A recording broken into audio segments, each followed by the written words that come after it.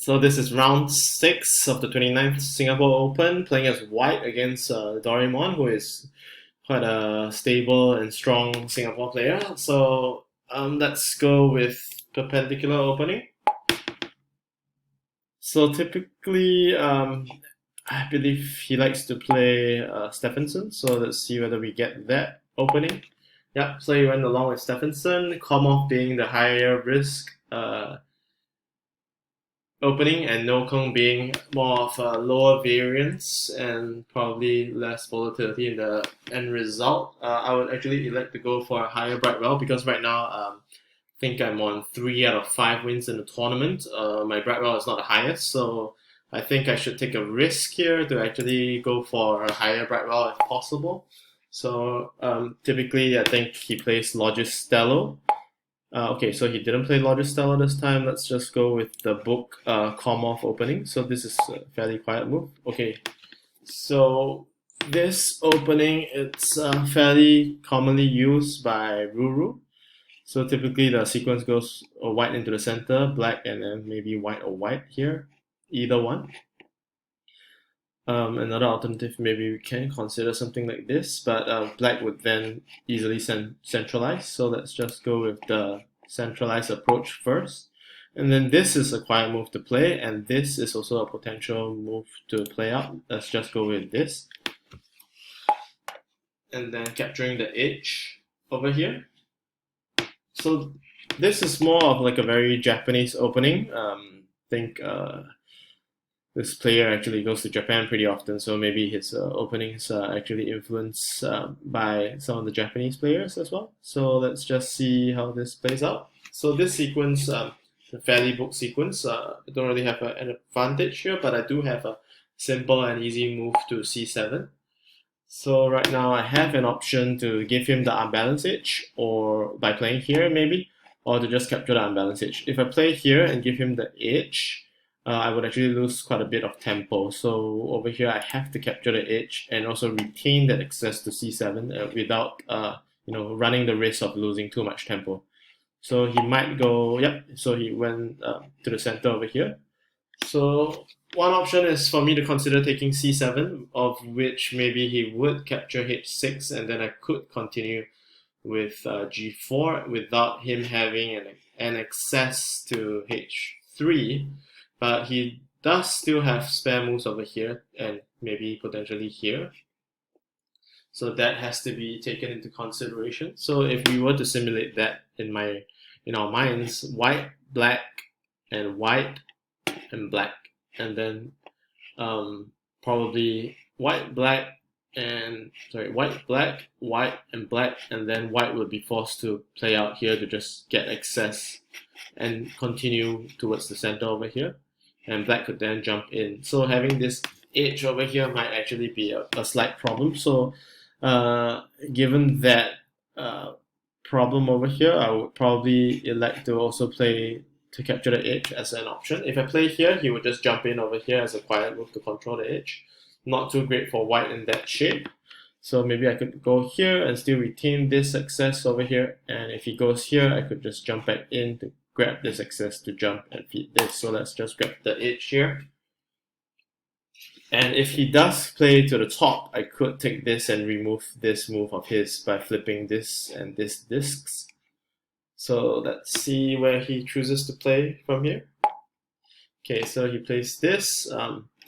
Typical response is probably to either jump into the center or grab the edge. So if I do grab the edge, he could potentially go in here, but this would be a quiet move for me with a continuation to g4. So white, black, white, and I still have this move, or white, black, white, and I still have this move over here. So I think grabbing the edge here could be a potential fairly easy sequence for me. But if white and white follows, black doesn't have this move over here, but could jump in over here and then force me to play here. Might still be a good sequence for white here. So if white goes in here, black would actually jump in simply to the center. So white, black, and white forms a balanced edge over here. Then it might get a bit tricky. So I think grabbing the edge here first seems to be the right move. So let's see how that plays out.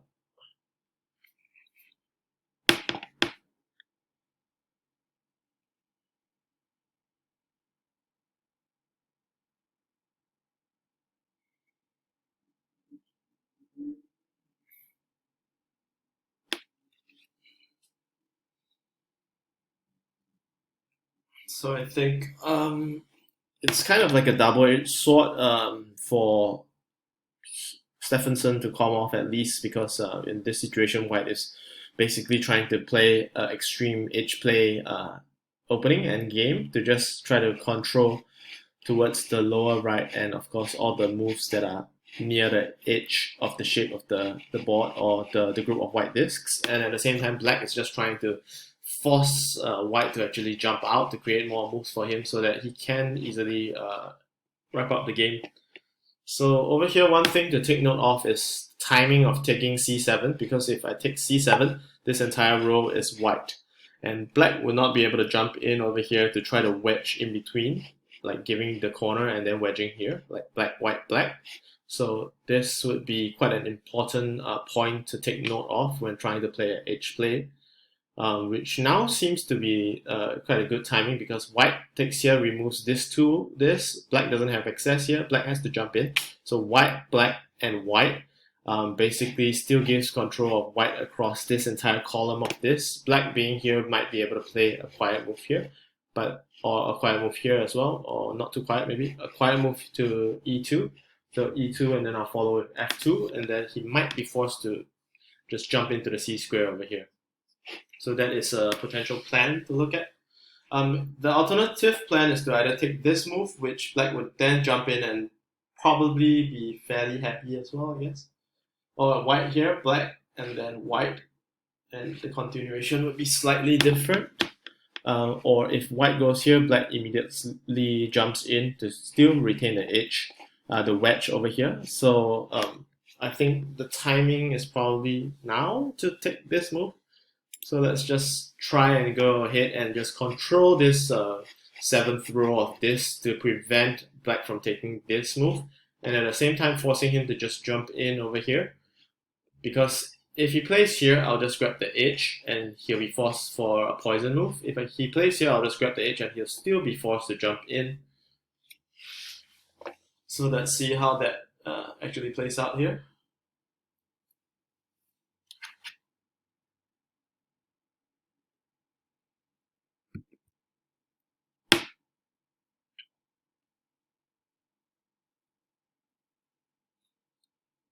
So I think right now maybe Black is under slight pressure, so that is normal for a game that is more towards centralizing versus entirely edge play kind of move, which is probably what we're looking for right now. We want to jump in over here because if you compare this move, which is also a quiet move that flips one disc in one direction, but this move actually potentially obstructs this move in the future. However, if we play this move now to e3, this move actually is more towards the center. It's more likely to get removed by Black. So once Black removes this, then we can then look at playing this move again. But if we play this move now, it's not very likely that Black actually removes this white disc. And at the same time, if I play this move, I create this over here that Black can actually play 1 and 2 moves at the same time. So by playing this, essentially I create 1 move and 2 moves for Black. So I want to just go ahead with the center over here and see how that goes. The more likely scenario is that Black goes here, feeds the edge and jump in for the wedge in between, even though it's not a real true solid wedge. It's probably still better than nothing, I guess. Black, white, Black, and then he creates this that accesses here and gives potential consecutive moves to the top. Alternatively, Black might just choose to play to e2, and then White can just jump in here. So I think the more likely sequence, yep. So it's going to be like this, and then followed by Black. And then it would be fairly difficult for White to actually just break the shape, but I think it's somewhat of a forced sequence. So over here, a very strong, a clean way to cut this diagonal to access the corner would be to play maybe something like b6. But b6 gets the d4 disc to get that corner, but b6 is probably, may not be the best move that I have right now, but instead maybe a white sweeping move this way that removes this 2 discs, or especially this e5 disc that actually creates the nice access for Black to e2 that is actually giving me the problem. So maybe b5 might actually be a better idea. I'm just considering some options to the top. Doesn't seem to make any sense to play the moves over here because they're too fairly poison, and basically if you're running an edge play kind of game, you want to play nearer to the boundaries of your group of discs. So I think I would just weigh between b5 and b6. I think b5 is actually cleaner because it cuts off the excess over here. Black doesn't have the opportunity to create the excess to just jump out, and then maybe black will be forced to play something like this move to continue. So let's try b5 here.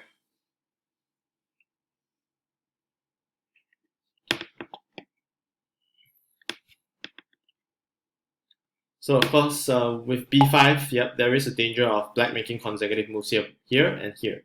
So we want to weigh that across. If we take the corner now, this immediately becomes a quiet move. Do we want that? Potentially yes, because we want to control that diagonal that is this mini diagonal that is going outwards here, instead of just letting him have it. So if we do remove this white disc, he is unable to intersect and capture these three black discs that might give future access over here for him. So if we play here, he might have to commit eventually to h7. So that is one consideration. Another way to play it is to play here and then just go for this move out first. Or another way, we could just crisscross. So he's crossed here, I'll just cross back here, and then he'll go here, and then maybe the game will follow this way, and then I just create access this way. So let's see.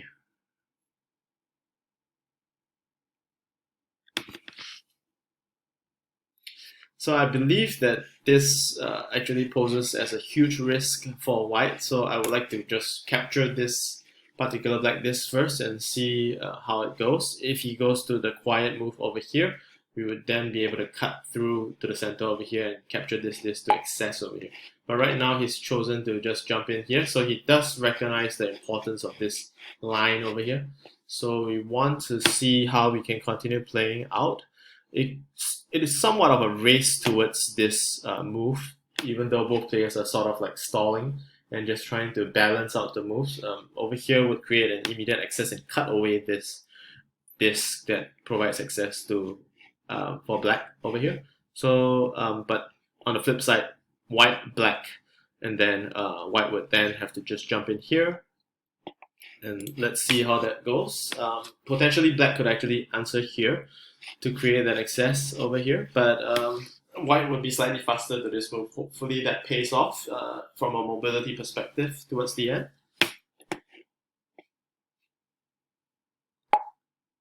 So right now black has chosen to defend this edge, so he's probably going to give up this move to white, knowing that he's still after all slower. He has this strong g6 disc that actually cuts out for an access, and at the same time he can cross back. So let's just see which he chooses to play. If he does cut back here, then potential move would be to block off either of these two moves that are good for black.